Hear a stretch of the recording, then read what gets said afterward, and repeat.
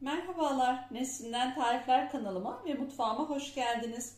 Bugün sizlerle hepinizin çok beğeneceğini umduğum günlerin, çayların yıldızı olacak hem sunumu hem de lezzetiyle muhteşem bir kurabiye yapımını paylaşacağım. Şimdi yapımına geçelim. Kurabiye hamurumuz için oda ısısındaki 250 gram tereyağımız var. Bunları kabımızın içerisine alalım. Oda ısısında olmasına dikkat edelim tereyağımızın. 1 çay bardağı ayçiçek yağı, yarım çay bardağı kavrulmuş susam. Bunu kısık ateşte 10-15 dakika bir teflon tavada bu şekilde hazırladım. İsterseniz hazırları da var. O şekilde de kullanabilirsiniz. Kavrulmuş susam. 1 su bardağı ince çekilmiş ceviz. Bunu robotta bu şekilde çektim. 1 paket kabartma tozu, 1 paket vanilya, 1 çay bardağı pudra şekeri, yine 1 çay bardağı mısır nişastası, klasik su bardağıyla 200 mililitrelik su bardağıyla da 4 su bardağına yakın unumuz var. Kontrollü bir şekilde ekleyeceğim. Şimdi bir bardağını da baştan ekliyorum. Yavaş yavaş artık kurabiye hamurumu yoğurmaya başlıyorum.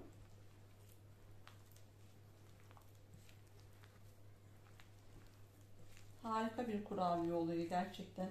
İçi zaten susam, ceviz. Gerçekten muhteşem.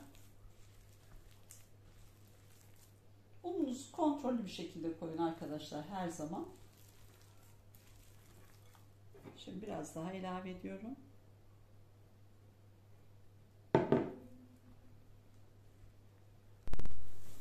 Su bardağı unumuz tam geldi arkadaşlar. Ama bu unların markasına göre, kalitesine göre farklılık gösterebilir. Son bardağınızı kontrollü bir şekilde koyun. Kıvamını şöyle görüyorsunuz. Bakın katı değil. Çok güzel bir kıvam oldu. Şöyle bir parça elimize alalım. Şöyle yuvarlayalım. Bakın gayet güzel. Elime hiç yapışmadan yuvarlanabiliyor. Artık kurabiye hamurumuzun yoğurma işlemi tamamlandı. Şimdi şekil vermeye geçebiliriz. Kurabiye hamurumuzdan şöyle ceviz büyüklüğünde parçalar kopararak şöyle avucumuzda yuvarlayalım. Şu büyüklük gayet yeterli ve tepsimize dizelim.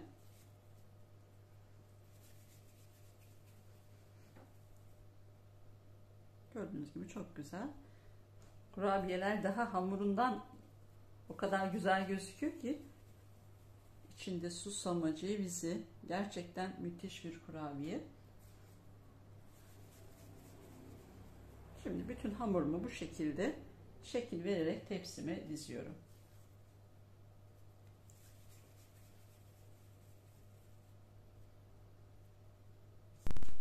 Bütün kurabiye hamurumu yuvarlayarak şeklini verdim. Benim ölçülerimde ve benim boyutlarımda 35 adet kurabiyemiz oldu. Ama bu biraz büyüklüğüne, küçüklüğüne bağlı aldığınız hamurların farklılık gösterebilir. Hiç önemli değil. Şimdi şöyle bir çatalımızla şekil vereceğiz. Kurabiyemizin üzerine şöyle bastıracağız. Bu çok daha güzel, böyle çok şık bir görüntüsünün olmasını sağlıyor.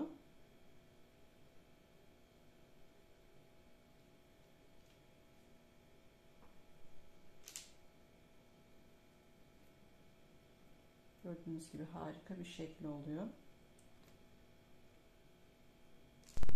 Tüm kurabiyelerimize çatalla şeklini verdik. Gördüğünüz gibi harika oldu.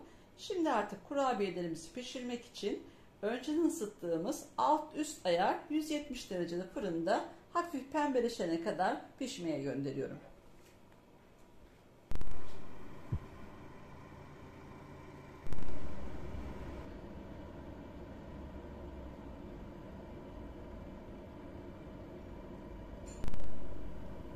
Kurabiyelerimiz fırından çıktı. Gördüğünüz gibi harika oldular. Benim fırınımda 30 dakikada pişti ama bu her fırına göre farklılık gösterebilir. Hafif pembeleştiğinde çıkarabilirsiniz. Kurabiyelerimizi şimdi soğuması için dinlenmeye bırakıyorum. Şimdi kurabiyelerimizi süslemeye geçelim. Kurabiyelerimizi çikolataya batırıp daha sonra Hindistan cevizi ve Antep fıstığına batıracağım. Bunun için bitter çikolata kullanabilirsiniz, beyaz çikolata kullanabilirsiniz, sütlü kullanabilirsiniz. Bende bitter ve beyaz sütlü çikolata vardı. İkisini mikrodalgada bu şekilde 30'ar saniyede bir karıştırarak bu şekilde erittim. Gördüğünüz gibi harika bir çikolatamız oldu. Şimdi önce kurabiyemizi alıyoruz. Çikolatamıza buluyoruz. Antep fıstığı ve Hindistan cevizi yoksa sadece çikolatalı da yapabilirsiniz. Daha sonra da Hindistan cevizini bulayıp bu şekilde tepsimize yerleştiriyoruz. Gördüğünüz gibi harika oldu. Bu da Antep fıstıklısı. Bu şekilde şimdi bütün kurabiyelerimizi süsleyeceğiz. Şimdi de bir tane Antep fıstıklı yapalım.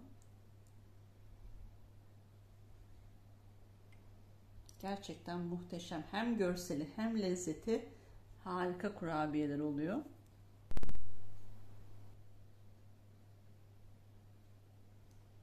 Çikolata veya Hindistan cevizi, Antep fıstığı yoksa arkadaşlar sade de yapabilirsiniz bu şekilde. Kurabiyeler her şekilde zaten harika. Ama bu şekilde biz görsel olarak daha şık bir sunum olsun ve lezzetine lezzet katmak istediğimiz için bu şekilde yapıyoruz.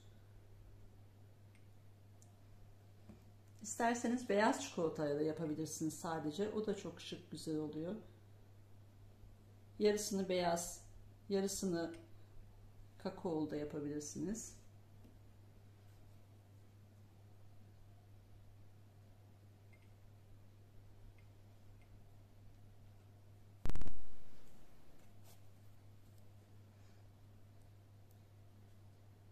Çikolata sadece çikolatalı da yapabilirsiniz. Beyaz veya bitterle veya sütlü çikolatayla. Çikolata da yoksa sade de yapabilirsiniz arkadaşlar. Biz biraz daha görseline şıklık katmak, lezzetine lezzet katmak için bu şekilde yapıyorum. Sadece bu şekilde de, yani kurabiyeler böyle de zaten muhteşem lezzeti var. Dediğim gibi biz biraz daha lezzet ve görsel olarak daha şık olmasını istediğim için bu şekilde süslüyorum.